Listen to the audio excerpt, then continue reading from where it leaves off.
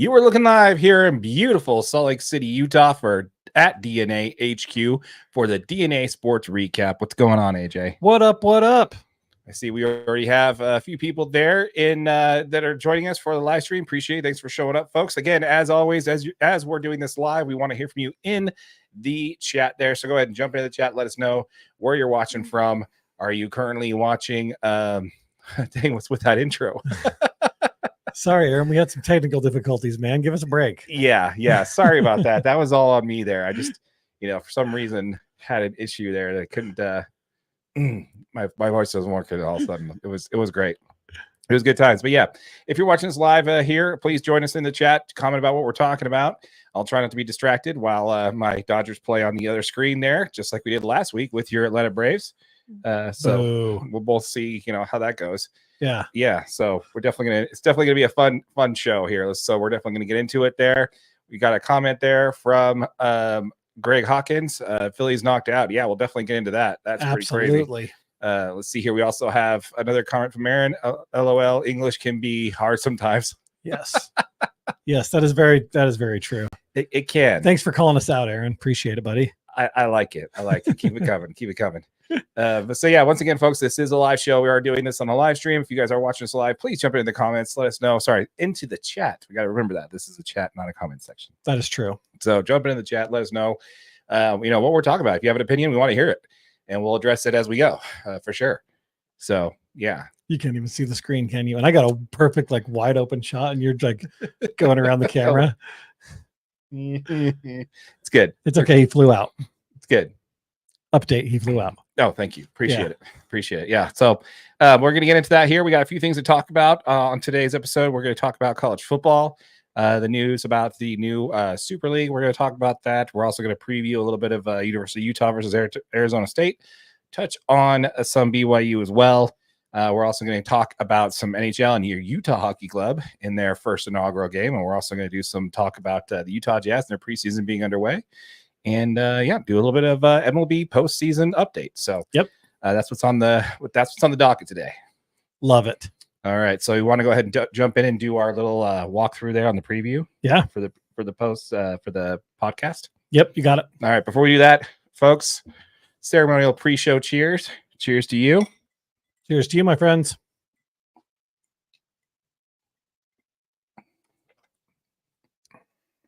Good stuff, man. Good stuff. It is so good. Buffalo Trace, man. Love it. Love it. All right. So you want to take the college football? Yep. And Utah, and then I'll do hockey. You do Jazz, and I do MLB. Yep. College football, and then I do hockey.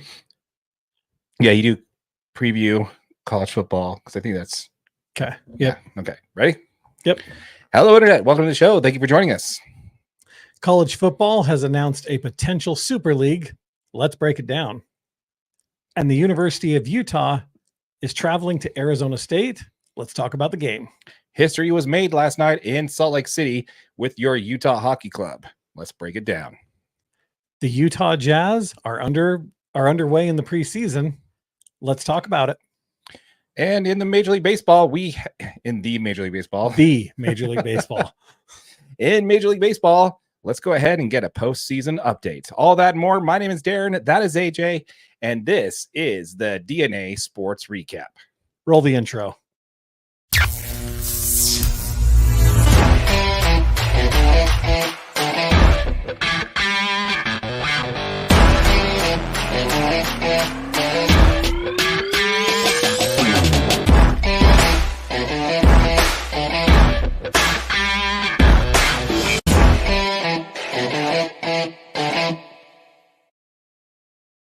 How's it going, AJ? Great, buddy. I'm great. I'm ready to jump in. Let's do this. Let's absolutely do this. Okay, so where do you want to start? You want to go ahead and start with the Super League? Start with the Super League. Okay. Do you want me to write it down and you give me what you got on it, or how do you? Yeah, absolutely. You run it down. All right. So college football in excuse me. So it was announced by a Ross Dellinger from Yahoo Sports. Stated that a group of former Disney executives now have a proposal out for a 70-team Super League. And this would be basically the top 70 teams in college football to be part of this league, right? Mm-hmm. So it's been reported that over 25 athletic directors in the top 4 power conferences have seen this proposal, and they have dubbed this one Project Rudy. Yep. Which is interesting choice of like a code name for something like that, but that's okay. But anyway, so Dan Radakovich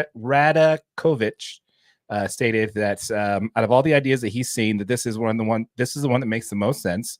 The conferences will stay intact. Commissioners will still have an important and valuable role, and there will be ability for schools to increase money from even bigger matchups and more playoff games. So this is where I want to stop here and get your take on this. What is your first reaction to this proposal before we dive into it? I mean, we kind of knew this was coming, right? I mean, this is what we've been talking about. I mean, we knew that college football was changing as soon as they went to the NIL. We knew that now that money can be paid to players, there's going to find a way that somebody with a lot more money can make profit off of it. Yeah, that's all there is to it. This new system does a couple of key things, right? It expands the college football postseason. That's like one of the things that they discussed is it expands it from our current 12-game playoff, which hasn't happened yet, to something different. So they're saying it could be much larger. It also does change the scheduling. So with having 70 teams in one conference, you're now going to see a lot more of these big time games happening every single week. No, it's not changing the conferences, right? But it changes the scheduling. Because now all these teams are going to be playing each other because you got your top 70 that are all going to be playing each other a lot more. And it's only the top teams that are going to be in this conference. Right. So this proposal pretty much eliminates all group of 5 and FCS non-conference games. Right. They're predicting that doing this would give more favorable games, and more marketable teams will have more matchups together, which will generate more revenue. Basically. Yep. And pretty much the 70 schools are shopped as like a single entity for a media rights package. Yeah. Right. So those 70 are going in saying, boom, this is what we have to offer. This is our viewership.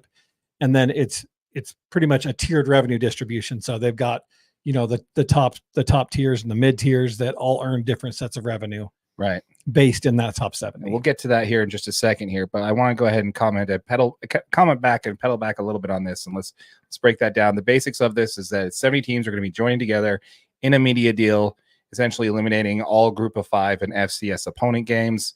Their prediction is that this will force more games against more marketable teams and better matchups. Yep. Now let's talk about the projected increase. They're saying this is going to be an increase of revenue over $15 billion. That's with a B, folks. $15 billion in a 12-year period. Now, before I get in the next sentence, which actually to me is going to be the most important part of this whole proposal, are you buying that? 15 billion? An increase of 15 billion? I don't know how you're going to increase. College football is still the same product. Yeah, so that's kind of where I'm sitting at, because when I'm looking at this, I'm like, okay, let's talk about Bama going up against Michigan whoever. 1 week, Ohio State. No, before that, let's currently up against their FCS schools. Like, you got Alabama. I know when Utah plays against SUU, right? Yeah, it's still sold out. It's still sold out at Right Cycles, right? There's still a lot of, it's TV still there. The TV rights are still there. People are watching that game. It's their first game. It's their first couple games. Yeah. Nobody's not paying attention to the first couple weeks of their team's college football season. Absolutely. If Alabama's playing Middle Tennessee State or Southern Baptist Georgia, whatever, right? You put in whatever school you want. Yeah. They are still going to turn on the TV. They're still going to watch. They're still going to show up to the games. They're still going to show out in Tuscaloosa and be there, right? I totally think so. So where is this extra $15 billion in 12 years coming from? Is it more national news, more national markets? Like, am I more likely to tune into a Bama versus Michigan game than I am Bama versus Middle Tennessee State? I don't know why I keep picking on Middle Tennessee State. I'm sorry, Middle Tennessee State fans. But so the only thing that I can think of where this comes from is like purely based on you don't have those like burner weeks that you could potentially like. You have two. What word am I looking for? Two pretty much groups of fans that are both going to be watching these games every single game, right? Right. Because obviously the fan base for an Ohio State versus Auburn game is going to be much different than a Utes game versus SUU or even Alabama versus Middle Tennessee State. Yeah, I can see that there would be increased viewership on a national market, but the fans of those two teams are still going to be watching. Like I don't understand. Yeah, I can understand how it's going to be more of a general audience is going to be tuning into that. Like I'm more likely to watch a Georgia versus Michigan or a Georgia versus, Alabama game in the first week of the season. Versus right. I'm more likely to watch that game, but not if I'm already watching the Utes play. Right. So while it's I'm not turning the Utes game off to watch that. No, and while I do see it's going to generate more revenue, absolutely, but to put out the number of 15 billion, I mean, I don't want to harp on this too much, but I think that's a little excessive. That's a little excessive in my opinion. Maybe I'm wrong on that. I don't know. Let's go ahead and jump into the comments here. We've got one from Aaron Henry there. Aaron Henry, I think it's a great idea. However, let's get to the 12-team playoff out of the way and see how that goes before we go creating Super League. Yeah, I definitely think we need to try out absolutely the 12-team first for sure. But let me go ahead and get into the second part of this that really bothers me. And this is a part that I've been calling that this is something that's going to be happening quite often. It's also an opinion of Spence checking on ESPN 700. It's only a matter of time before this happens because they already own professional golf. They already have their money in racing. So this next part was, more importantly, the upfront infusion of private capital of $5.3 billion. Private capital is coming into college football. Do you see that as a good thing or a bad thing? Well, it's always going to be a bad thing unless you're a player. As a fan, it's going to affect the product that's being put on the field. Mm-hmm. But that can be in a good way and a bad way, right? The good way is I think once you have these top 70 teams, all of a sudden you don't have to go to Bama to get $1 million NIL deal. You can come to the University of Utah and get $1 million NIL deal. True. You know what I mean? So you're going to see it even out a lot more. You're not going to have these traditional powerhouse teams anymore, in my opinion. Well, when we get to the tiers, we'll be talking about that. But okay. This is an initial $5.3 billion influx of private equity that's going to be investing in this. That's not going to be like over the long stream of like 12 years. Everybody's going to get their money. They're going to go buy their talent. They're going to upgrade their facilities. And then from there, it's going to be, what it is. But anyway, so I don't know. It makes me nervous, man. They bought professional golf. They got their teeth in racing. Private equity, just, with all due respect to it, I'm sure it's a perfect industry, but it just seems like they're trying to get their hands into every industry they possibly can. And I don't like the idea of college athletic sports being on that radar. Yeah, no, I totally agree. So let's go ahead and talk about the tiers, shall we? Yeah. Okay. So it's going to be not a shared revenue like we have currently with most conferences. Right now, it's a shared pool where all teams get the exact same amount of revenue. Doesn't matter if you're Texas or you're, Baylor or something like that. The reason why Texas and them left the Big 12, is because they just didn't like the fact they were getting the same share that in Big 12 revenue that Baylor got. So, they left for a bigger slice of pie. This is not going to be an all the same gets the same, right? It's going to be more of a tiered system. Now, do you want to break down the tier system for us? Oh, you can break it down. Okay. So revenue shared will be via by tier. So tier 1 schools will get anywhere from 130 million to 250 million per school. Tier 2 will see 60 million to 110 million. And tier 3 will get anywhere from 30 to 60 million. That's going to be starting number to the end of the 12-month contract. It's going to be the starting number, and it's going to increase over time to that number. Right. So those are the tier systems there. What do you think about that? I think that you're going to, that actually kind of completely defeats the purpose, I guess, of what I was just saying. Exactly. You're going to have X amount of schools that get a lot more revenue that are able to offer a lot different contracts than other schools are.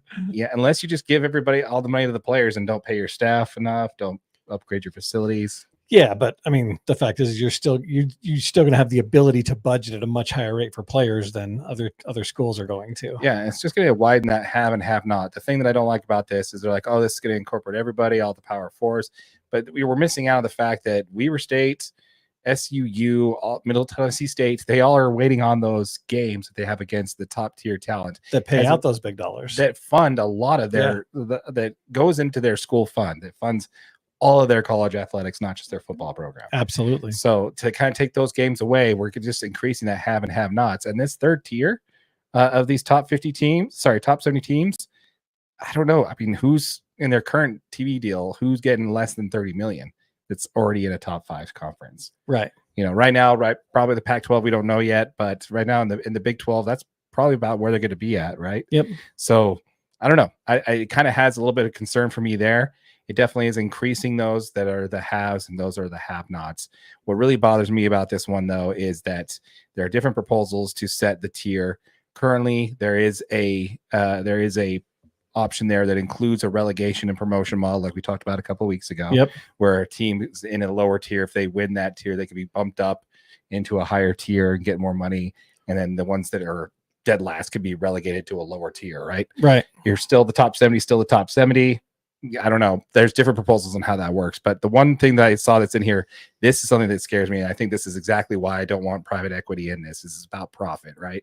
College athletics is already about profit, but at least you still had the opportunity for a small team to come in there and go crazy, right? And win a national championship. One of the models has the top tier have permanent spots for the biggest brands in football. Yes. Keyword on brands. Brands. Not teams, brands. Mr. Henry's going to love this because I guarantee Michigan's in there. Yeah. Bama. Yeah. Georgia. Ohio State. Notre Dame.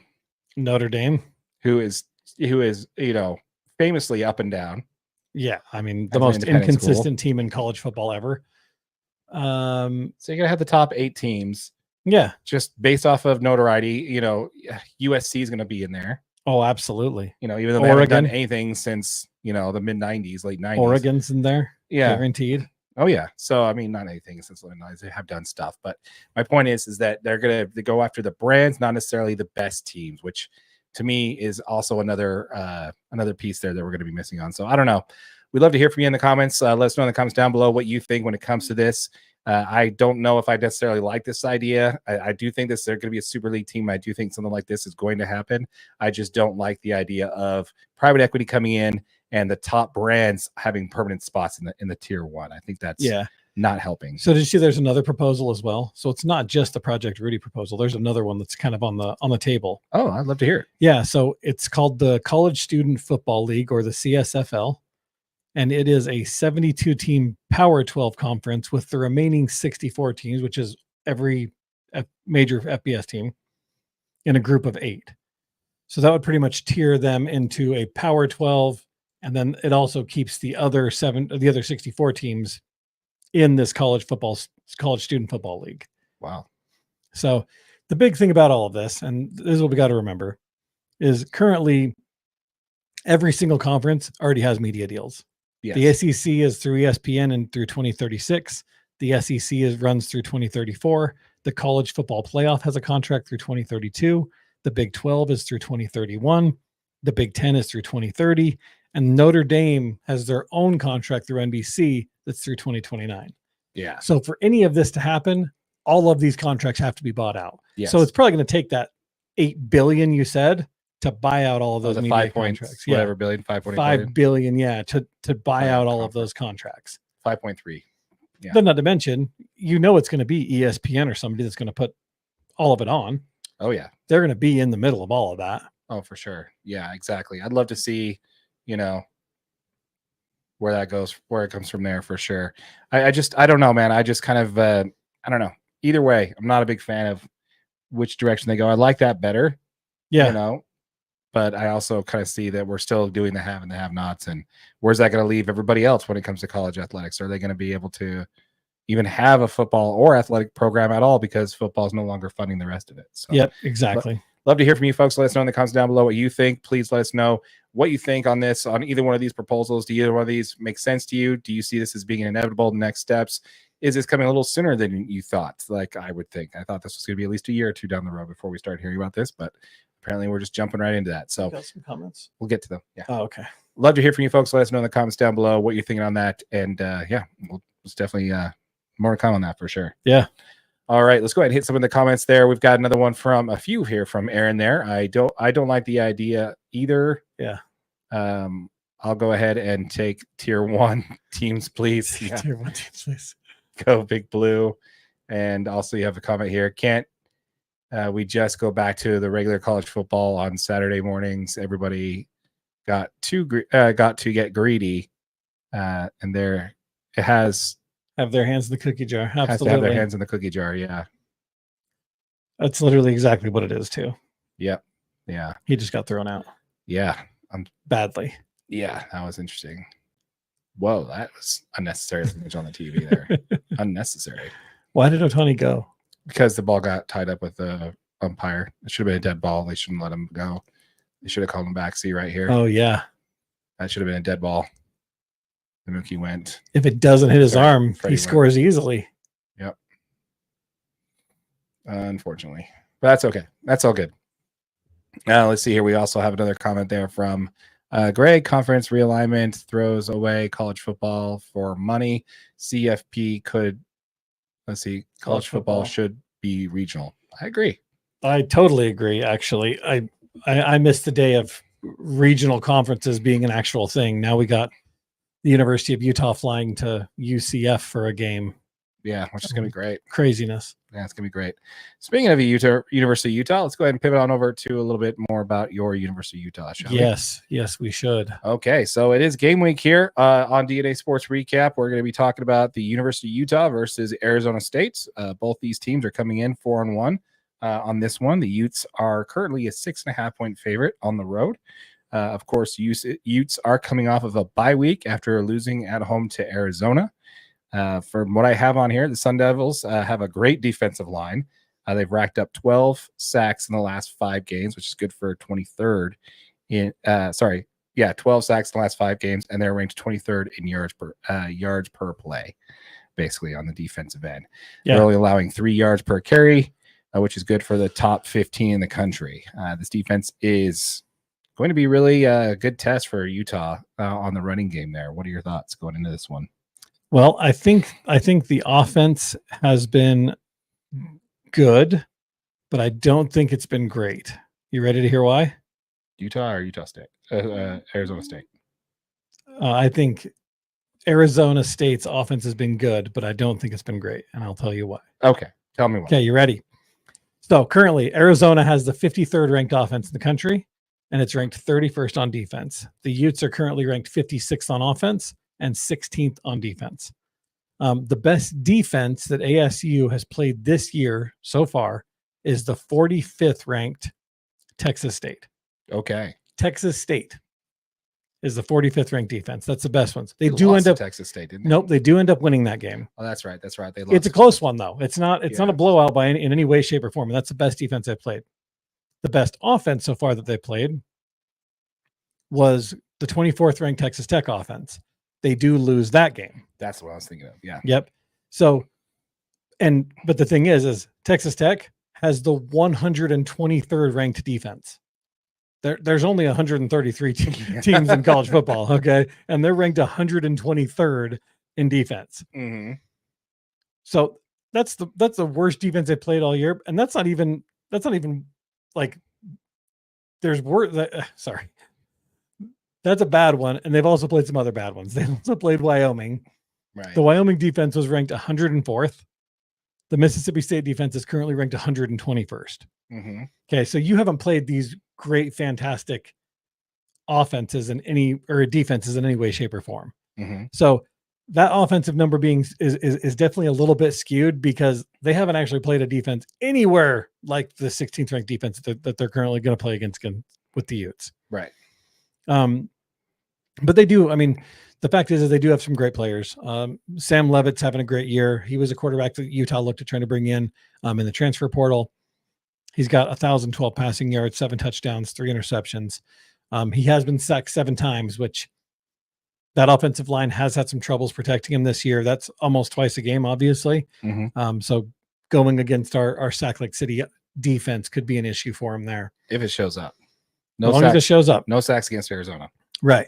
They do got a great offensive weapon in Cam Scatabo. Mm-hmm. He's having another superb year. I mean, he's already got 615 rushing yards, 209 receiving yards. He's really like their Swiss Army knife, get the offense up and moving. He's that guy that you can just kind of rely on to get a few yards when you need them. Mm-hmm. And then wide receiver Jordan Tyson's also just another player to keep an eye on. He's got 285 yards on 20 receptions so far this year. So they've got some weapons out there. I think the Utes need to go back to the good old fashioned, like the good old faithful play calling, man. Run the ball, dominate the line of scrimmage, throw the ball to keep the defense honest. And the best part about this offense is, guess what? It worked with Isaac or Cam. Doesn't matter. Right. So, well, that's kind of we'll get into that here in a little bit. I do want to talk a little bit about that. I think I've said my piece on it, but I'm going to reiterate it a little bit more here this week. So when it comes to that, I do think there's a true home field advantage in this case for the Sun Devils here, because it's going to be 95 degrees time of kickoff. Right. Which is going to be insane for a night game to have 95 degrees. Yes. So that's definitely going to be a little bit there in their favor. I mean, the Utes did play Baylor, and I was at that game, and it was like probably about 106 on the field. I kid you not. Well, they played Oklahoma State, and it was 146 on the field. Yeah, it's just ridiculous, dude. I definitely think that the Utes do need to have a bounce back win here for Isaac. He does need to know, this team does need to know that they have his back, and he needs to go out there and kind of show a little bit of maturity here. This is a chance for him to come back with a little bit more consistency on offense. Yeah. He has 7 interceptions right this year so far, which no other team in the conference has more than 5. So he's definitely kind of getting a little loose with the ball here, bringing it back to norm, kind of having a little bit more bounce back game after having consistency, hopefully consistent time with the ones on during practice over the last week and a half. If he got it. If he gets it, hopefully he got him. I think Isaac is set for a good bounce back game. I agree with you. Run the ball and just do enough throwing to keep the defense honest, right? Nothing bombing down the field. Some short outlet passes, would be fine to gain some yardage there just to keep the defense honest. But last year, the Utes did blow out the Sun Devils with 55 points. This Ute team is definitely more talented than they were last year. While I do expect the Utes to win on the road, I think that they have to take into the fact that Arizona State is also 4-1 this season. Yep. If there was a team that had more injuries last year in the conference than the Utes did, it's definitely Arizona State. They did have a lot of injury problems. Absolutely. But yeah, I do think the Utes win this one, but I actually do think Arizona covers. I think it's gonna be a tight game. Yeah, no, I mean, I could absolutely see it. This is going to be a tough game. It's going to be hot. I do think that the defense is going to come into this game with something to prove. I don't think they're just going to come out there and kind of lay an egg like they did last week. We missed a bunch of defensive assignments. We had guys just kind of slacking off on coverage, and Arizona made us pay for it every single time. Mm-hmm. No sacks. That's a lot due to Noah Fafita is a very mobile quarterback that will jump out of the pocket very quick, and he only needs 2 or 3 seconds to get the ball out, and he's not scared to just throw it away. Yeah. You saw him do it multiple times. Just throw it out of bounds, throw it out of the back of the end zone, live to see the next play, right? So you're not going to get as many sacks when you have a quarterback that's cerebral in every one of these games, right? So yeah, I do want to point out one thing though when it comes to what happened last week. It's about 2 weeks ago. I like to put the stuff in the past there, but one thing I want to mention is that the University of Utah went on 4th down, tried to go on 4th down, 4 times that game? They were 0 for 4 that game? Or they started 0-2, yeah. So, I think they had one more in the middle of the game. Yeah, 0-3, 0-2, right? That team has only allowed 3 4th down conversions all season. Arizona had? Yeah. So I don't know why they were going for it. Yeah. When I just thought that was a crazy stat when I heard that. I'm like, are you kidding me? It was all momentum, man. I mean, that game was all about let's go out there and punch him in the mouth. Try and gain momentum. Yeah. Like, it wasn't necessly in their favor yet because they did. Well, that's not true because they drove all the way down. Yeah. They drove the ball all the way down the field and made them look silly. I mean, their defense looked like there was holes all over it. They were walking the ball right down the field. I think in Whittingham's eyes, like, there's no way we don't get this in. Oh yeah. Let's take 7. Let's get out to a nice lead early. And, of course, if you can go back and it's really easy as fans to look back at the game and be like, oh, we should have taken 3. Well, yeah, but if we would have gotten 7 right there, you'd have been like, oh, that was the right call. Yeah, exactly. So, yeah, I definitely think that it's definitely a Monday morning armchair quarterbacking going on there for sure. Before we get into that, I do want to talk a little bit more about Arizona. Let's go ahead and cover some of these comments here. We already talked about that one. This is the one. The good news for Utes, for the Utes Cam Rising is definite maybe. Come, I love that, McKinley. That is like spot on. He is a definite maybe. He's a definite maybe. Yeah. He may actually, put a helmet on, but stay on the sidelines this time. Correct. So that's just getting a little bit closer. If 2 weeks ago he was really close, Last week he was close. He's definitely maybe this It's week. been 2 weeks. He Yeah. definitely maybe is the perfect one. And then we got Greg Hawkins jumping in the comments there and saying a solid 5 out of 10 that he comes back. Yeah. I love that. Love that. Also love this one here. If Cam does play, I think that we might they might win by like 2 points. But if I wouldn't be surprised if they beat us either. No, I definitely think that's true. You know, I definitely think Arizona State's a little underrated when it comes right now because they are 4-1, just like the Utes, man. You know, we said that Arizona was kind of slept on.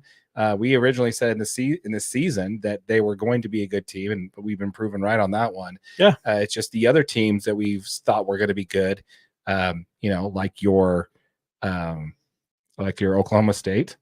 Yeah, it turned out to be garbage. They haven't gotten a game. Baylor.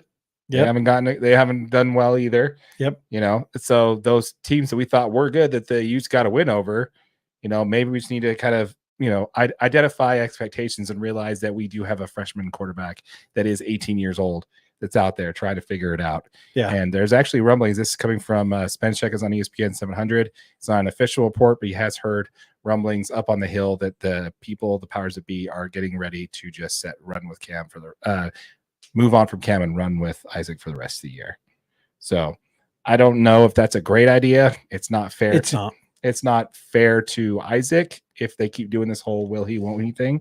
The fact is Cam Rising gives us the best chance to win football games. I 100% agree. Once he's available to play, if he's healthy, he gives us the best chance to win. He should be playing. Yep. 100% agree with that. It's not you sit Cam because you're sick of the back and forth. Cam is the best quarterback on that roster.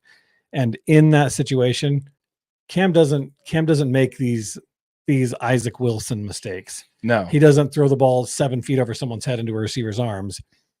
He doesn't misread and misthrow a ball over the center that gets picked. Like Cam makes those throws. Did you hear the conversation with Kyle Whittingham when they asked about potentially going to the conference president or whoever decides it to ask about the potential for an 8th year of eligibility? I did.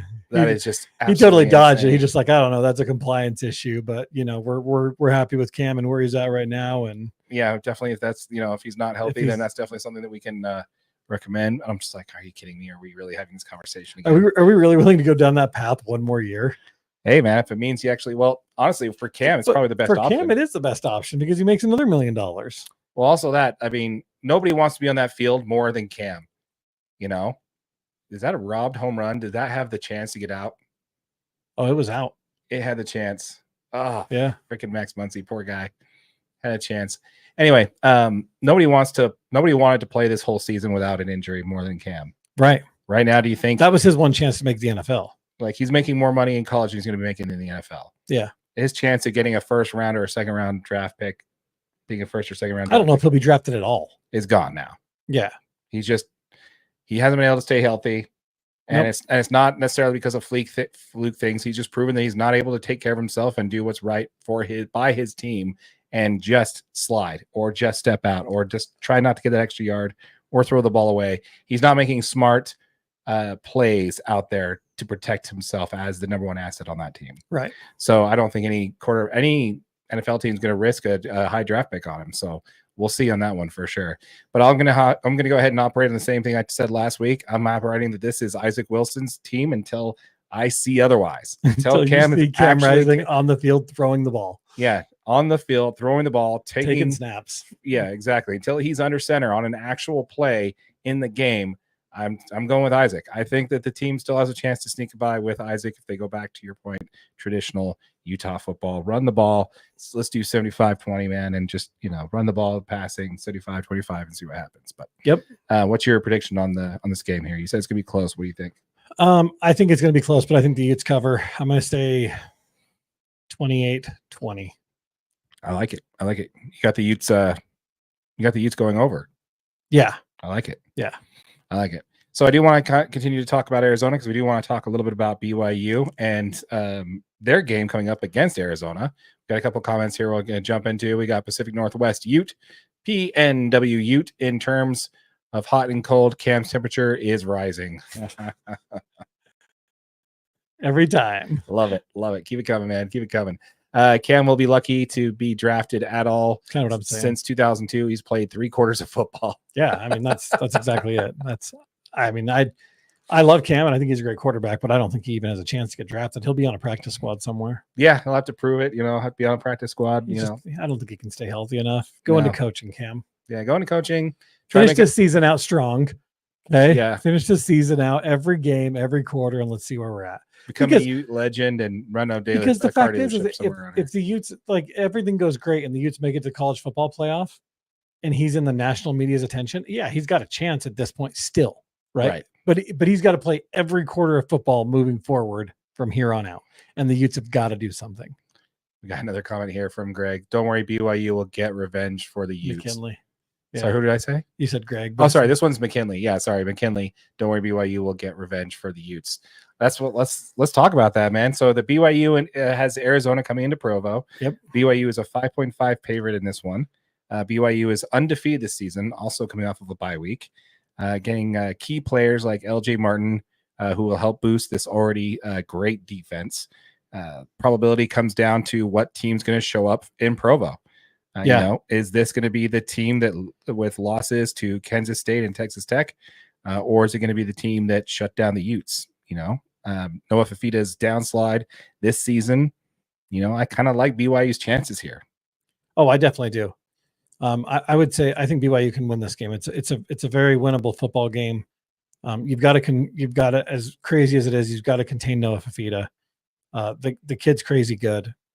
He is going to, like I said, like I was just saying about, when he played the Utes, the fact is he is great off platform. He makes good decisions. He's willing to throw the ball away and live with going on to the next play. But that is a BYU strength. He's going to, they're going to be able to keep him in the pocket. I don't know if BYU secondary is probably one of their one concerns. Mm-hmm. And Titora McMillan is just stupid good, dude. It's like they don't even run plays for him. They're just like, go out there and get open. So he finds these soft spots in the defense, and Noah just finds him time after time after time. Mm-hmm. So if the secondary can continue to cover him up, the Utes did a good job. They double teamed him a lot, but all they did is get burned by a tight end. Right. That's pretty much what the Utes did. So they just said somebody else is going to beat us, and somebody else did. So I don't know. I like BYU's chances going into this game. They just got to play tough. As long as they can produce on the offensive side of the football and keep going out there, they got a great chance to win this football game. Are we at the point now where we need to start taking this team for real? BYU? Yeah. I think I don't know why you wouldn't. I mean, a lot of the narrative is hey, they got lucky against Kansas State. There was some plays that are hard to duplicate, right? A 100-yard punt return is not something that's going to happen every single game. That was the big momentum swing. The game's in Provo. Provo's an absolutely absurd place to play. There's 70,000 people there that are just loud and crazy, and it's a tough environment. And you get behind, you get the momentum swinging towards you, and it's really hard to not feel like you can get back into a football game there. Yeah. So Kansas State, yeah, that's a tough game. Kansas State's a good football team, and that's a great win for BYU. This Arizona test will be a good one. If they dominate this Arizona game, I don't know if there's any way you can't take them for real. Yeah, I'd have to agree with you there. Again, 14th ranked in the top 25, which is 2 spots ahead of our Utes at 16. I definitely think that the BYU, I think it's time to start treating them a little bit more seriously here. And I don't fault them for it. I mean, obviously they're new to the conference. This is their second year. They got a great year of recruiting underneath them when it comes to couple great years. Yeah. So I think it's good to see the success going down there. I think college football is best for the state when both teams are good. So absolutely, love especially to see 2 top 20 teams like this. That's great. Yeah, love to see it. I'd really love to have the in week 9 there when BYU. Yeah, even if BYU drops one of those, if they're both coming into this game top of the conference, like 7-1 or whatever, dude, that is an insane game. I would love to for the first loss that BYU gets come from Utah. I totally agree. I think that'd be an awesome way for it to be. They have the exact same schedule going with 3 games left. Especially because head-to-head matters in this conference. Yeah, man. 3 games left, and they both are only 1-loss teams. In conference. Yeah, I mean, BYU versus Utah. That's when you wish it was the last game of the season, though. Yeah, BYU versus Utah for when everything's on the line. Yeah. What if they're the only 2 1-loss? And then they got to play again in 4 weeks. Exactly. For the Big 12 Conference Championship. That's what I'm saying. So, and then what are the odds that the Big 12 get an extra team in? mean, how many? I mean, we watched. If you have two one-loss teams or one team that's 2-loss, and their only losses in a conference championship, you're going to get a second team. Especially with all the craziness that happened last week. Well, yeah, I mean, Alabama goes down. Yeah. Top 25 got a shakeup last week. So that was interesting to watch. That's the only reason the Utes moved up in a bye week. Yeah, exactly. So Things we'll take it. Crazy, yeah. We'll take it. But yeah, we'd love to hear from you folks. Let us know in the comments down below what you think when it comes to this. What are you looking forward to when it comes to the Utes playing against Arizona State? Are you similar to us on this? Do you think that the Utes have a good chance of winning that one? It's going to be a close one. Also, let us know what do you think about BYU and having Arizona come in to Provo. What do you think about that game? Where do you think that stands as far as BYU goes on their options there? Love to hear from you. Let us know in the comments down below. As a reminder, folks, this channel did hit 1,000 subscribers. We are giving away the first $500 that we earn in AdSense revenue back to y'all. So if you have not yet, hit that subscribe button, hit that notification bell. The first $500 that we earn is going back to you. 5 users are each going to earn $100 each. So make sure you subscribe to the channel, hit that notification bell so you don't miss out on that giveaway. Yep. All right. So do it. Let's go ahead and jump into a few comments here. Let's see here. I've got, We got this one from Pacific Northwest Ute. Cam is high on draft board for Gatorade spokesman. He's right at the top, probably. Yeah. Yeah. Let's see here. We have Greg Hawkins. BYU got lucky playing Kansas State, but they are still 5-0. Credit to the team. The record is the record. 100%. You got to capitalize on mistakes. You only play the teams ahead of you. Yep. They capitalized on the mistakes. Let's see here. I hope they lose out though. LOL. Lose out. I like it. Hey, that sounds like it's been spoken from a true Ute fan. I hope they lose every game from here on out. Good for them. They earned it, but I hope they lose the rest. Yeah, I hope they go 5-7. Exactly. Miss a bowl game. Yeah. Coach Kalani Sitake, we're rooting for you. He would be fired if he loses out. Yeah. Lose out. Well, actually, they get a win. That's 6 wins, man. Yeah, this next game is their bowl eligible game. Bowl eligible. They win this That's game. what I'm saying. Like this, so Coach Sitake struggled to get bowl eligible, man. Yeah. Maybe that's his kryptonite right there. If he got to 6-0 and then lost the rest of the way, do you think they're like bowl eligible 6-6? That's all they wanted, man. Yeah. That's all they wanted. So they got to get off his back at that point. Yeah. All right. So let's go ahead and pivot on over, shall we? Yep. Let's do it. Okay. So you get ready here. You want to talk Jazz or hockey? Hockey. All right. Let's go ahead and break down your Utah Hockey Club.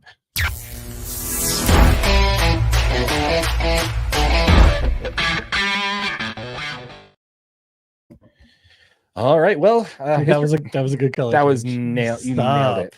Yeah. Nailed it. Okay. For the folks on the live stream, like, come on now, your boy did it, man. He nailed it. Thank you.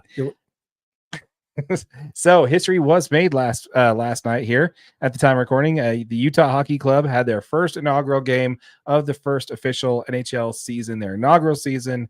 And it was done here at the Delta Center against Chicago Blackhawks. What is your takeaway from that game? What a game. It was amazing. What a game. We got to experience our first NHL hockey game. We got to experience our first NHL goal. We got to experience our first fight. Dude, that game was ridiculous. Yeah, and the crazy thing is Spicy Tuna wasn't in the fight. No, he wasn't. That was crazy. That's crazy. No, but it's okay. Come on, Tuna. What are we doing here? He was still talking trash. I still saw him out there talking trash, checking people. It was awesome. It was great. It was great. Yeah, so I mean, the game started off great. What I thought was really interesting there is that we did come off to a fast start there with 2 goals in the first period. Yeah, one from Dylan Gunther, who is the first player in Utah Hockey Club history to score a goal in an official game for the Utah Hockey Club, and that was also followed up in the first period by a goal from your boy Clayton Keller. No, the first. Oh yeah, you're absolutely right. Sorry, I missed it. I was on the next line down. You're good. But yeah, so what are your takeaways from this game, man? I mean, it got a little sketchy there for a little bit. They did have they did kind of let it go a little bit in the third period there where it got a little loose. Got a little sketchy there for a minute, man. Yeah, it got down 3-2 there, but basically with that open net goal that Logan Cooley, was that who got it? Yeah, the open net was Logan Cooley. Yeah, the Logan Cooley goal there, it basically kind of set the tone there. But did you hear what Logan Cooley said about that? About how things were slipping away and what happened there after that? No. So apparently in the arena, which by the way was quoted by everybody there, the Blackhawks and the Utah Sorry, Hockey it was Club. actually Dylan Gunther. Dylan Gunther that had the empty getter. Yeah, that was the second goal of the game. That's right. But it was Logan Cooley that first stated it, and this comments coming from both sides of the rink there, that crowd was as loud as an NHL playoff atmosphere. I'm like, dude, that's great to hear. And then Logan Cooley said that him and his team heard the chances, "Let's go Utah, dun dun dun dun dun," and that reinvigorated them. That the crowd was behind them, even though they were slipping away, they were still fighting for their team, and that kind of galvanized the team. Came back and put some pucks in between the poles there. Yeah, and came away with a 5-3 win, man. Yeah, absolutely. I mean, midway through this game, second period, Mikhail Sergachev has a great assist to Barrett Hayton for a goal. And really Utah Hockey goes up 3-0, and it was kind of starting to feel like we were going into cruise control. Yeah. I think that's probably exactly. Yeah. I mean, 5 minutes left in the second period, Teuvo Teravainen scores for the Blackhawks, and it's like 3-1. Okay. Everything's good. Everything's fine. And then right after that's actually when we had the fight. Because right after that, Keller ends up removing Connor Murphy's helmet. And then Sean Dursey comes over, and him and Connor Murphy are fighting, and those two get 5 minutes. And obviously, Clayton Keller is going to get a 2-minute minor for that helmet removal. Yep. So that'll do it. I don't know, man. That place looked like it would be. I can't wait to go to a hockey game. Yeah, it's going to be insane, man. Like, I am super excited. Did you hear the tickets sold?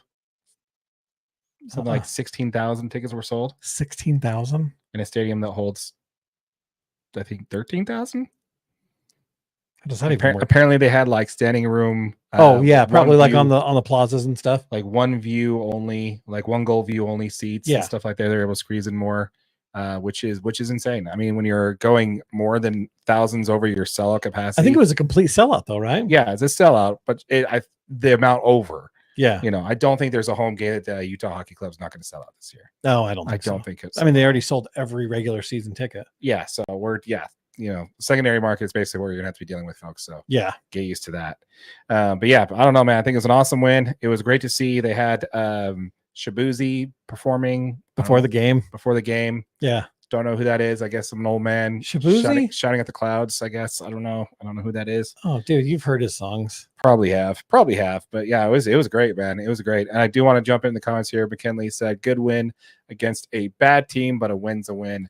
Boom. 100% agree with that all the way there. I mean, the Blackhawks aren't necessarily known as to being a juggernaut in the conference there, but we'll take a win to start the season, especially at home. We'll definitely take a win. It's definitely a nice little soft landing spot for this team right out the gates. Absolutely. Yeah, and I think this is exactly what we wanted to see, right? This is a young team. This is a very talented young team, but things got a little bit. They faced a little bit of adversity in that third period. Yeah, I mean, to go, the game's within a goal.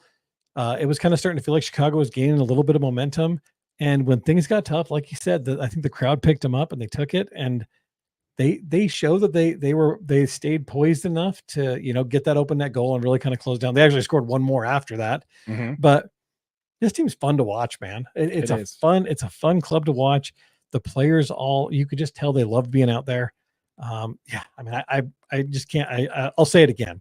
I can't wait to get into the Delta Center and watch the Utah Hockey Club. Let us know, folks. DNA Sports Recap. Do you want us to go to a game? We'll cover it. We'll get some coverage there. Yep. Also, did you see 120,000 in beer sales? Yes, this was a great story. So yeah, they set the record for the largest dollar amount number in beer sales in Delta Center history. No NBA game, no concerts, no like anything. Even the hockey games, all-star games, doesn't matter. Nothing has outsold the initial hockey game in beer sales. I absolutely love this stat, dude. This is fantastic. It's awesome. Hockey people, man, love it. They seem like they're my people. Man. Yeah, they seem like they're my people. Buying $120,000 worth of beer, man. Oh my goodness. You cannot. Oh, that's great. I love it. Keep it up, guys. Keep it up. Love it. That's our type of people there for sure. So before we move on to that let's see here. We have another comment that we want to get to. A few more here. McKinley, I want to see Larry at a lot of hockey games this year, while he's out with a quote unquote injury. I think that's actually a very good point. I actually think that was done on purpose. When I saw him out there on the ice with a Utah Hockey Club, I'm like, what are they doing? They just extended this guy and they're letting him skate around on the ice. They're like, here we go. He's not allowed to ski, but he's allowed to hop on an ice rink. That's correct. Yeah. Like, I don't understand. He's from Finland, dude. He grew up on skates. I don't care, dude. Like, these guys can't have ridiculous. They can't ski. They can't snowboard. They can't ride motorcycles. They can't do all this stuff, but you're going to let the guy skate around on a freshly Zamboni. Ryan Smith said it was okay. Yeah. You know why? Because they're okay with him if he, gets hurt. Like, I just like, what are they doing? What are they doing? Not smart. Not smart. I got this other comment here from Greg, says hockey is awesome. I love it. We also have another one as a lifelong Utah Hockey Club fan. Absolutely. So me too, buddy. Ever since they introduced the team, I loved them. Absolutely. Can you believe that it's the commissioner said that it was March that he first talked to Ryan about this? March. No way. That they first talked about. That's what he said in an interview at the arena. He's like, yeah, well, I first brought this idea about 7 months later, dude. Yeah, 7 months later, the puck's dropping on a 5-3 win, 5-2 win, 5-2 win. Yeah, for the Utah Hockey Club. Love to hear it. We'd love to hear from you folks there. Let us know in the comments down below what you think of your Utah Hockey Club, the initial game that they had here in Salt Lake City. Are you excited for this season? What are your hopes there? What do you think this Utah Hockey Club is going to be capable of? I see them as a potential wildcard team right out of the gate. Absolutely. So I definitely think there's a lot to this club, and I definitely want to look forward to covering it and enjoying the season as we go. Yes. Real quick before we move on, we want to talk about Utah Hockey Club, Utah Hockey DNA. This is a channel that we created specifically for your Utah Hockey Club. I'm not saying that right. You want to get that around? Want to get the row? Yeah, we created this channel just for all you Utah hockey fans. If you're watching this on our main channel, just make sure you click over, check out the Utah Hockey DNA. All of our content goes to our main channel. Yes, make sure you like and subscribe to this channel, Utah Hockey DNA. We'll be giving away one of those sweet new Utah Hockey Club sweaters. Yes, check it out. That one. All right, you want to go ahead and pivot on over to a little bit about the Utah Jazz? As soon as you put the overlay back on, I do. Okay, let's do that. Overlay. Where are we at? Overlay. There it is. Don't worry, I'll eventually remember. Boom, there it is. I'll eventually remember. See how cool it looks. So look at all the cool stuff up here. It's all the cool stuff, man. Cool stuff we have. Yeah, we also have another comment here from Greg there. Greg, Ryan Smith must have sold his soul or something to make magic happen with out of nothing like this. Absolutely. I do want to have a longer talk about the SCG group and whether or not this was actually the game plan from the start.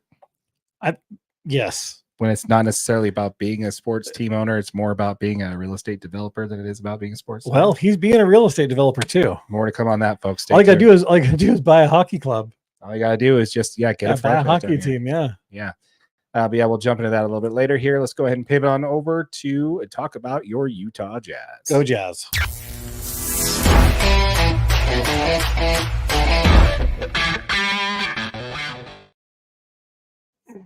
All right, so let's go, dude. Another excellent job there on the color change, dude. Just freaking nailing it.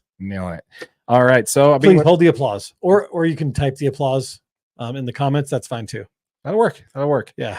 So let's go ahead and jump on into it. So with a lot of harump going around the state. The what? Harump. Okay, it's just a term. Never mind. Has anybody heard that? You guys, please say something. I've never heard harump. Okay, with all the uproar and all the excitement about the Utah Hockey Club and where they're sitting right now, and please stay in. Thank you. With all the let me try that again. With all the excitement around the Utah Hockey Club and their first inaugural game going on in Salt Lake City, it's kind of hard to forget that, or easy to forget that the Utah Jazz's preseason is underway. Go Jazz. Love it. That's about all the enthusiasm the state's giving them right now. Exactly. I mentioned this last week, but I don't think that there's been a time in my lifetime where there is less excitement coming into a Utah Jazz season. I think I'm even less excited, and I am a lifelong Jazz fan. Yeah. I mean, I mean, you don't remember Hot Rod Hundley, but you can't. Okay, I am a better half of my life Jazz fan. Okay. I'm just saying, man. If you don't know Gentle Person of Mile Arc, you don't know Utah Jazz. Look, the fact is my dad was a Bulls fan. Okay, fair enough. I grew up watching Chicago Bulls basketball. Was he a Jordan fan or a Bulls fan? He was my dad's a Bulls fan to this day. Okay, I love it. Yeah, I love it. Yeah, actually, Shout out to you know what's really funny is he was telling me how good Larry Markkinen was when he was on the Bulls. Yeah, He's like, I'm telling you, this kid's special. And I'm like, no, I don't. He's too big. He doesn't shoot it great. Blah blah blah. I remember having this conversation with my dad. All he's doing is shooting threes. He's a 7-footer. What's he doing out there? Yeah, yeah, exactly. But yeah, no, I'm lifelong Jazz fan myself. Here, I remember the shot that sent John Stockton. John Stockton sends the Utah Jazz to the NBA Finals. I remember that whole thing. You know, I remember when they moved to the Delta Center. I remember when that was first built. You know, I go all the way back that way. So when it comes, I was only like 4 when that happened. So yeah, it's just I'm just kidding, Darren. Poke fun at the old guy here. But anyway, I started it, so it's my fault. Yeah, you did.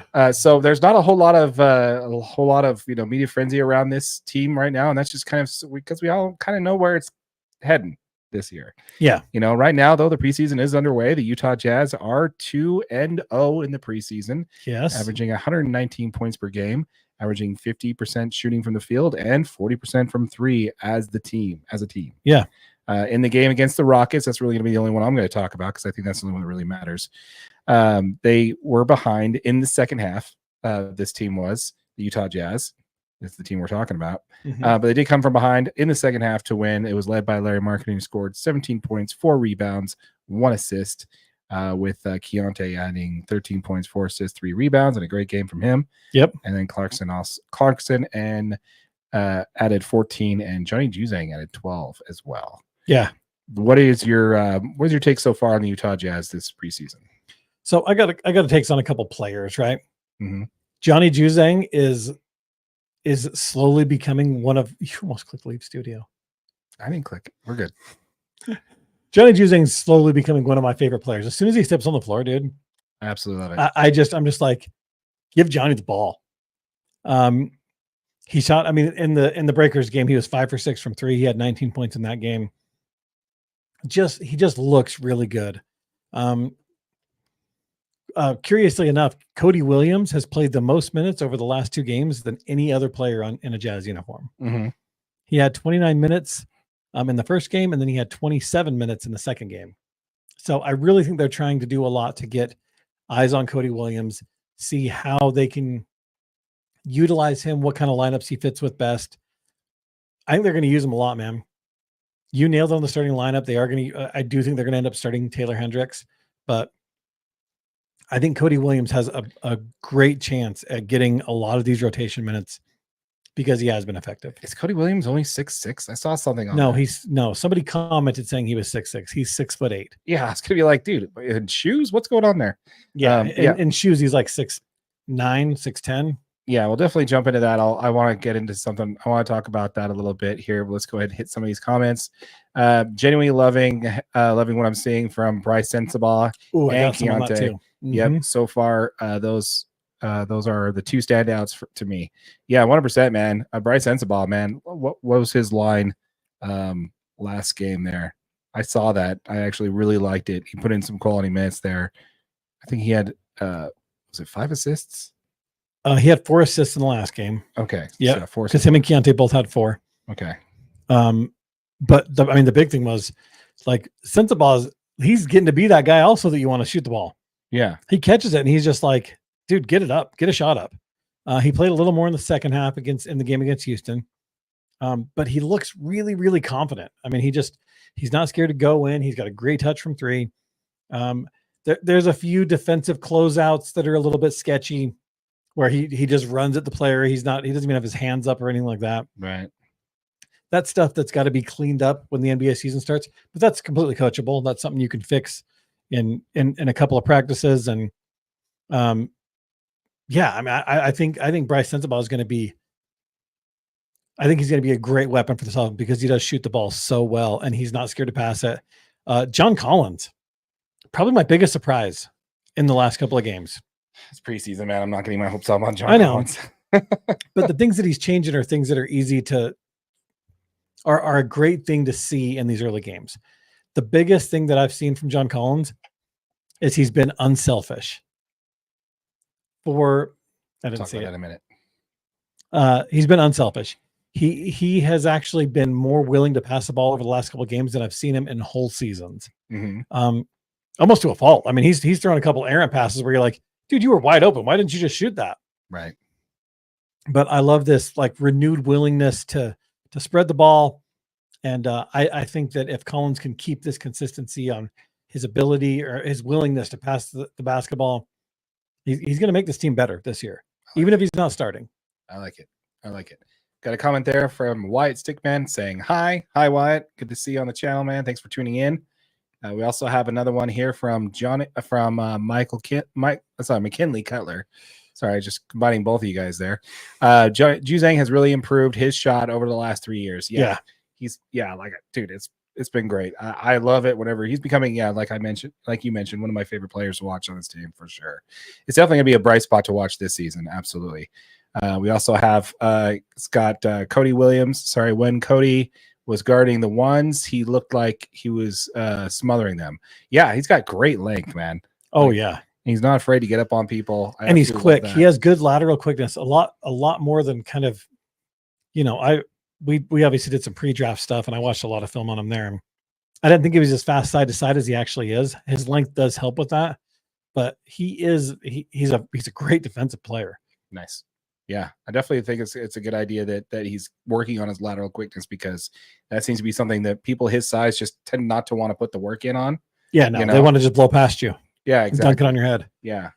We also have another comment here from Wyatt saying 6'8". Yeah, tall, right? Yeah, so 6'8" for Cody Williams, right? That's correct. Cody Williams, right? Mm-hmm. Yeah, I don't know who's in the comments, man, saying he was 6'6". 6'6". I'm like, nope, that's not him. Wrong guy. We also did get a comment there saying that why are we so down and gloomy when there hasn't been a game started yet? I definitely wanted to hit on that comment there. Yeah. I just, it's you guys just got to look at the roster, man. I mean, I love the optimism. I love talking about how great this team could possibly be, and all that great stuff. And yeah, they might surprise some people and win a couple games. But honestly, man, that just, if you look at this roster and how it's going to be built, they're just not going to win that many games. I'm sorry. It's just not in an NBA season. You're not. Yeah, in an 82-game season, it's just not going to be great. And if you see the way they have the hardest schedules in the NBA for the first 3 weeks of the year, it's going to be pretty difficult for this team to really kind of string a lot of wins together. So while I'm optimistic for the talent that they have and where they're going, I just don't. That's why we're saying that they're going to be one of the worst teams in the NBA, because they just simply don't have the roster to be otherwise, I think. We got another comment here from McKinley Cutler there.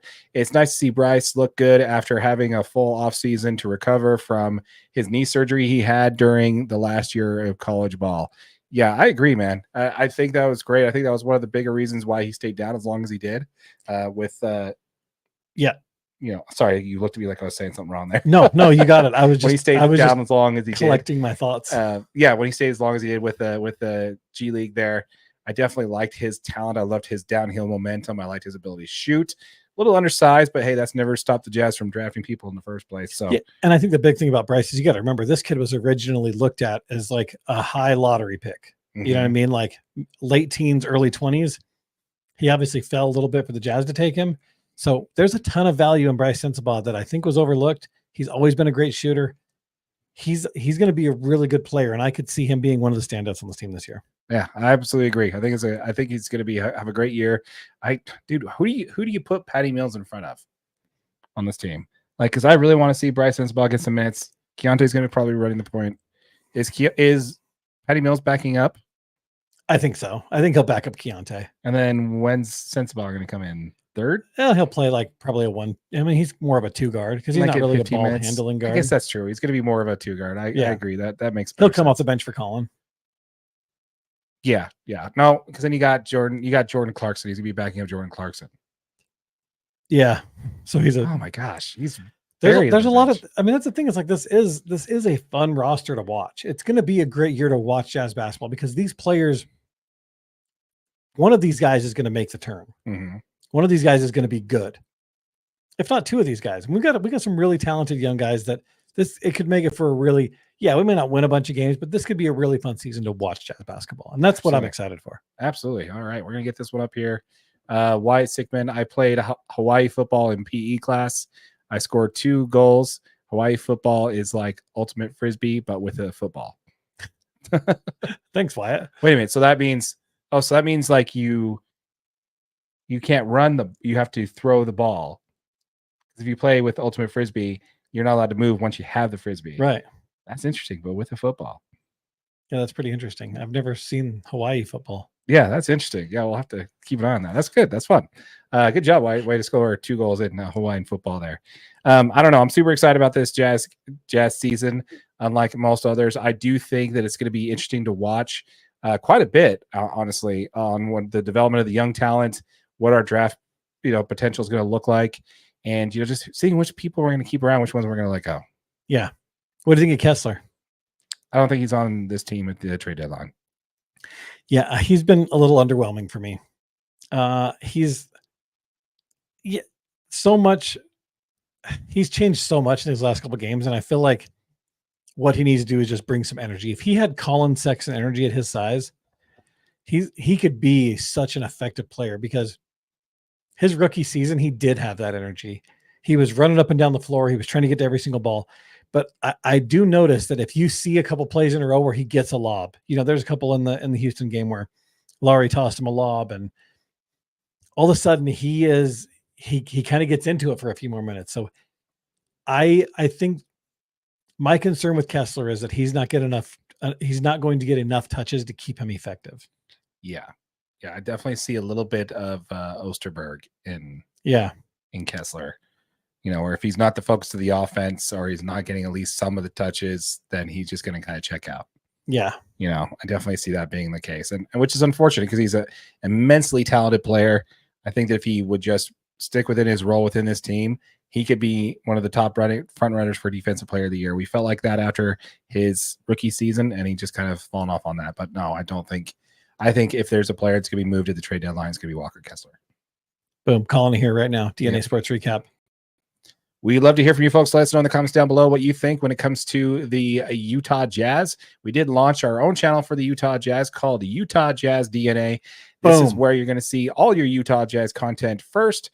We will be posting on our main channel as well. If you are watching us for our Jazz content on our main channel, DNA Sports Recap, a link to this channel will be below, so be sure to check that out. Make sure you subscribe to the channel. Once this channel hits 1,000 subscribers, we'll be giving away one of those sweet new Utah Road black jerseys. So be sure to subscribe to the channel so you don't miss it on that giveaway. Did you nail it that time? Thanks, man. Appreciate you. Yeah, you did. That was great work. Appreciate it. I do want to go ahead and get into one more comment here. We got another one from let's see here, from McKinley Cutler. I think Hendricks might move to the 5 if we move Kessler. I agree. Yeah, I think that's a good idea. I could see them moving Hendricks to the 5 and bringing. Hendricks to the 5. Yeah, no, I think that's a good idea. But then who do you put? I mean, I guess I had him kind of at like a 3-4 spot with Larry. Maybe play Cody Williams in there a little bit more. Yeah, a lot of shooting. It's a lot of scoring. It's a lot of shooting, a lot of scoring. It'd be great to see, man. I'd love to see it for sure. Let's see. We also got another one from Greg Hawkins. I think Utah Jazz are gonna be bad for like 3 more years. Buckle up. Buckle up. Yeah, man. Yeah. Hashtag capture the flag, dude. We got to get Cooper Flag. Bring him in here. He's gonna need a year to develop, and then we move some assets there. Here's the thing, man. We want to talk about rebuilds, and this is something we've talked about with the Utah Jazz for a while. They're just simply not doing the rebuild right. If we're starting the rebuild this year, that's scary, because you're right, that will be 3 more years, right? This year, next year, and the year after that, before they're relatively a good team in playoff contention. Think about it this way: OKC started their rebuild the exact same year that the Detroit Pistons did theirs. Oh, that's scary. And the Detroit Pistons are what, the bottom seed in the East? They're horrible. And then you've got so. But the Pistons didn't draft as good as OKC did either. No, they also didn't get SGA. Yeah. So but it's definitely scary to think about that for sure. Anyway, let's go ahead and pivot on over, folks. Let's talk a little bit about Major League Baseball, shall we? Let's do it. Okay. I think we got an intro for that, right? I think so. Yeah, we do. Let's talk Major League Baseball.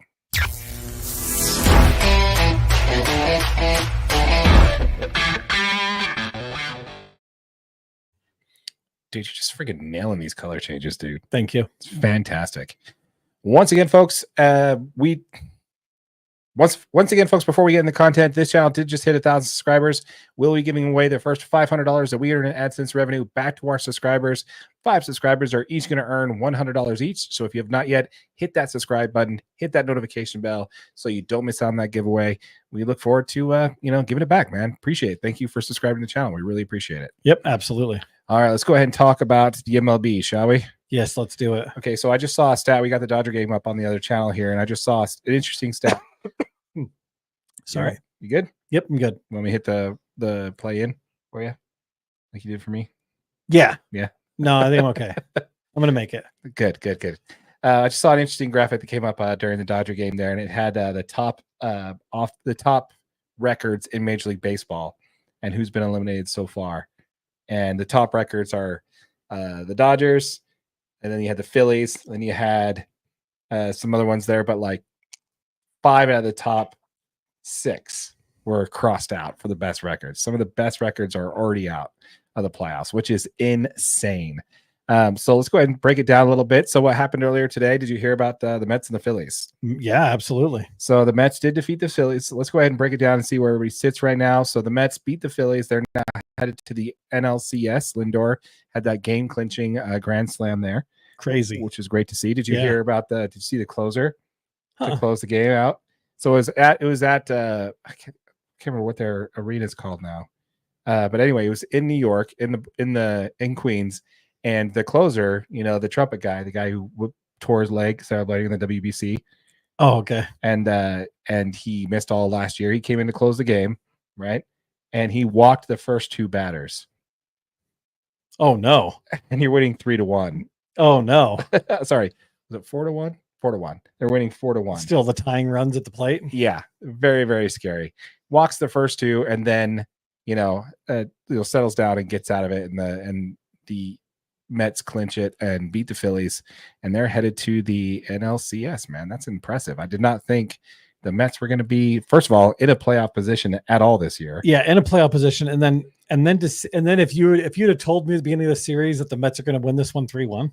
Yeah, if I were to tell you that while you were battling the Braves that they were going to take down the series, yeah, the 3-1, you would have been. You're like, yeah, whatever. Yeah, not a chance. Yeah, they went straight from playing that doubleheader right into the next day playing the Phillies. Correct, which is insane. Which, I mean, especially like when you're in these tight series and you do drag them out, like your pitching just gets annihilated in some of these things. You're hoping that teams drag their series out. Mm-hmm. Yeah, I don't know. That's crazy.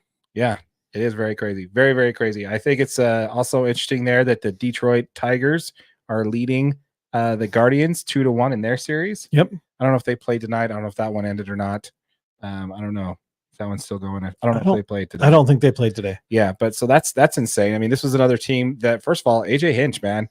I mean, trash can guy that fell on the sword. Yeah, with the Houston Astros there, and they basically, you got to stand up, man. If you're the manager of the team and you don't like what's going on, you got to do more than just smash the TV. You got to put a stop to it. So I agree with the punishment, but it's glad to have him back. Glad to see him, back with the team. That's and just being a great manager, running a team perfectly. He said in his post game when they celebrated making it to the playoffs, he said, "I said earlier in this year, what team do you guys want to be? Well, apparently you guys want to be a playoff team." Yeah, and that's just fantastic. Did Great you see job. Tarek Skubal in game 2? Skubal is the man, dude. Just insane. 6 2/3 scoreless. Yeah, man, it's good I to was see that. I was just really impressed. That game was actually scoreless all the way through 8. Yeah, and then the Tigers end up putting 3 on in the top of the 9th and then holding it out. Yeah, 6 shutout innings, doesn't even get the win, but that's okay. Brutal. It's okay, you just want your team to win, man. Yeah, exactly. Whatever you got to do to win. Also, and he got out of a couple pretty tough situations with some double plays in that game. Yeah, well, you pitch well, your defense steps up for you. It's always great to see. You also got let's see what else we got on the docket here. The Royals and the Tigers. The Royals and the Yankees, yeah. Sorry, Royals and the Yankees. That's right. The Royals and the Yankees are playing. I believe that series was tied. The Yankees were leading in game 3 at the time where I sat down to record here. So yep, I believe they ended up winning that one. They ended up winning that one? Yeah, I think so. Okay, so we got the Yankees that are 2-1 lead over the Royals, which, again, we call that team to actually be a playoff team. The Royals, absolutely. Yeah, we called them to win their division, which unfortunately, damn, we're good at this. it's like we know what we're talking about a little bit. I mean, they didn't win their division, but we don't did tell anyone. We did predict that they did get enough talent to be a playoff team, and they definitely have. Bobby Witt Jr.'s looked and played out of his mind this year. MVP type season, man. Yeah, MVP type season. He's been so good, dude. Yeah, he's been good with the bat. He's been great defensively. Yankees won. Appreciate it. Thanks, Greg. Yeah, so the Yankees are leading that series 2-1. I really think that if it wasn't for Judge doing what he's doing, yeah, I definitely think your pick there would have been spot on. Yeah, your preseason pick there for sure. We don't talk about it because we don't talk about the Royals too much because then those videos don't get any views. Yeah, so. Nobody watches our Royals videos. Yeah, so it's fine. Yeah, few teams that nobody watches that we talk about. So, but yeah, so okay, now let's go ahead and move on over to talk about the Dodgers and facing elimination tonight, and are down 2-1 to the Padres. Yep. So those games, man, I got to say, there's been some interesting ones. The Dodgers were able to pull it out after they were down 3-0 with Shohei Ohtani having his first postseason moment where he hits a 3-run bomb. Yep. Just throws the bat never seen that kind of emotion as Shohei Ohtani.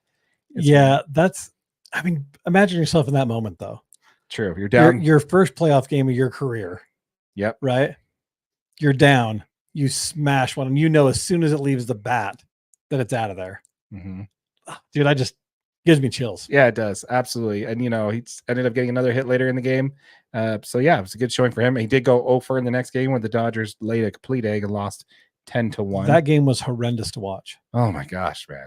It hurt my soul, Darren. Yeah. And I'm not that I'm a Dodgers fan, but it hurt my soul for you to watch them just being absolutely clobbered in that game. Yeah, it wasn't great. So yeah, it was unfortunate there. Jack Flaherty didn't have the best showing. I mean, when you're looking to be an ace for a playoff team, you got to do a little bit better than that. Giving up those kind of runs. Yeah, is it 4 earned runs or something like that through brutal, 5? man. Yeah, it's just it's okay. I'll take it because if your team was putting up runs too, you'd be in it. But the Dodgers just did not show up. Did not give him any run support, man. No run support. Period. All right, so let's go ahead and move on to game 3 on this one here, where the Dodgers were facing the Padres, and they were down really quick, 6-0 in the second inning. Yeah. 6-1. Sorry, Mookie Betts did lead off the game with a home run. The Dodgers had a 1-0 lead, and then in the very next inning, the Padres put up a cricket number, scored 6 runs in the second inning. The Padres look tough, man. 6 runs. Now, you probably think about it like, oh, Buehler got shelled, right? Like, he just got his butt whooped. But unfortunately, no, that's not what happened. There was 3 infield singles in that inning. And then 1 ball off Manny Machado's helmet. Yeah. 1 ball off of Manny Machado's helmet. Dude, that is such crap. Yeah. I really don't understand that. I thought you have to stay in the base paths when you're running. He was he was like 3 feet into the grass on that play. And he turned to run to the base pass. But I think the only difference is there wasn't any intent. Like, he couldn't see the ball. He didn't know where Freddie Freeman was, and he couldn't see the throwing pass. So, and technically, but he was still trying to stop the double play. Yes, he is still trying to break up the double play. But the way the rule is that you have your own. You get to pick your own base path to the base. I guess that makes sense because you're allowed to run way wide. Yeah. As long as you're directly on, you just have to be playing at the base. Now, if you're going way wide, trying to break up the double play, and you slid and you can't even touch the base, right? Then yeah, that's interference, and that's like targeting the second baseman trying to do that. So there are some rules there that kind of break that, but technically it was just a smart baseball play, even though it was a bit bush league. Exactly, definitely a bit bush league, and definitely not what you want to see. I mean, that's just Manny Machado, man. That's just how he plays. But yeah, I mean, I got to give it up, and then the Dodgers, the next inning, they get the bases loaded, and Teoscar Hernandez hits a grand slam home run to make it a 6-5 game.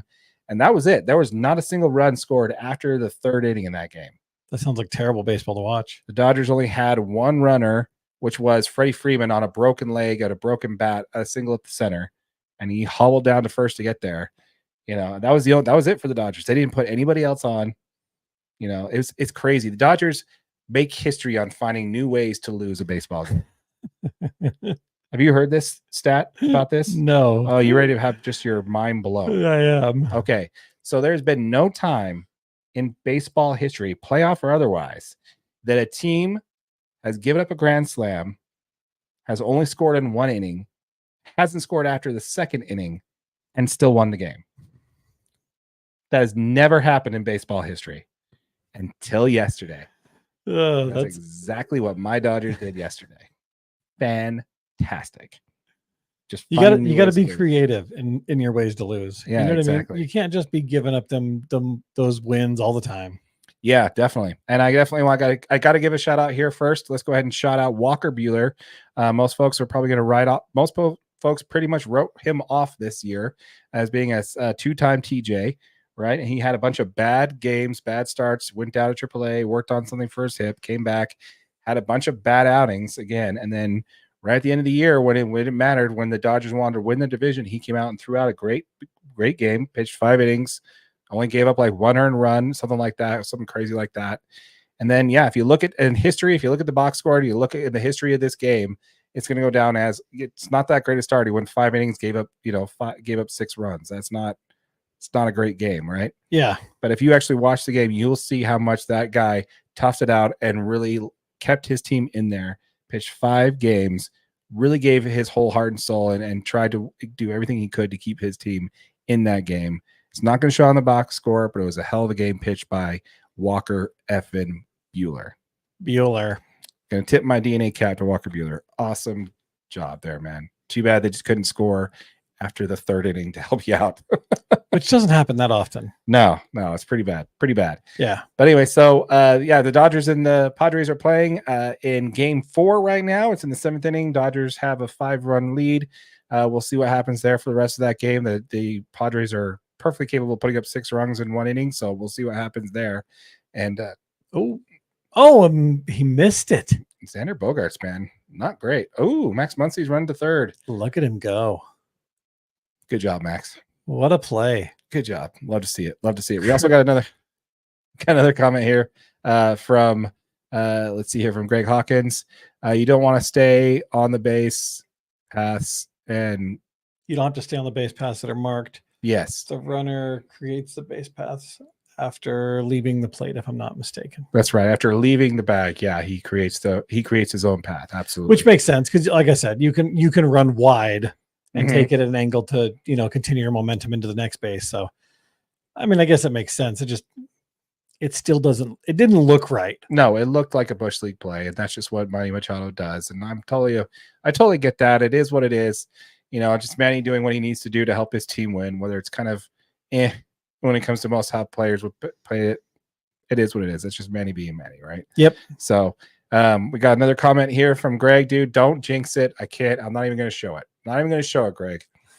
But just so you know, I saw the comment. We normally like to put up all comments, but I'm not even showing that one. I can't even see it. Just don't even look at it. Don't even say it. I'm not going to say existence, okay? Like I said, this team is perfectly capable of putting up 6 runs in 1 inning, so we're just not going to put that out in the atmosphere. There's too much time. Yeah, there's too much time. So we got the Mets going to the NLCS here. This one we've still got going on, so still a lot to be decided on this side of things. I don't know, man. I'm really impressed with the Mets on how they're doing. Yeah, I think it's great. Yeah, having the highest team in baseball, highest payroll in baseball, with half of that payroll not on your team anymore. Really impressed to see them do what they're doing, man. It's what great. A bunt. Yeah. Oh, I thought he came off. Doesn't matter. Did the job. Did the job, man. Dodgers up 6-0. Yeah. We don't say things too out loud, but yeah, what's okay. Anyway, you got anything else? No. All right, folks. I'm excited. I'm going to sit here and watch the rest of this Dodgers game with you. Absolutely. Let's do it. For all those folks watching here on the DNA Sports Recap, we'd love to, once again, we'd like to thank you all for subscribing to the channel. If you have not subscribed yet, please subscribe to the channel. We're giving away the first $500 that we earn in AdSense revenue back to y'all. So if you haven't subscribed, be sure to do so you can get in on that giveaway. Absolutely. And if you're watching on YouTube on one of our short videos, just know this is available as a podcast, wherever you get your audio. Make sure you rate it, review it. We appreciate all your guys' engagement. Absolutely. Check out our merch store there. We got some great stuff with baseball. Diamonds are forever. We got some other good stuff coming in the merch store here soon. So be sure to check it out. Also drop in the comments. Let us know if you got any great ideas for a cap there, whether it be for college football, baseball, basketball. We'd love to see it. Let us know your ideas. We'll make a shirt of it. Yep. All right. With all that said, my name is Darren. That is AJ. And this has been the DNA Sports Recap. Till next time. Should we stay on and just live stream the rest of the game? They're challenging it, dude. Yeah. I think you beat it. Thanks, guys. See you later.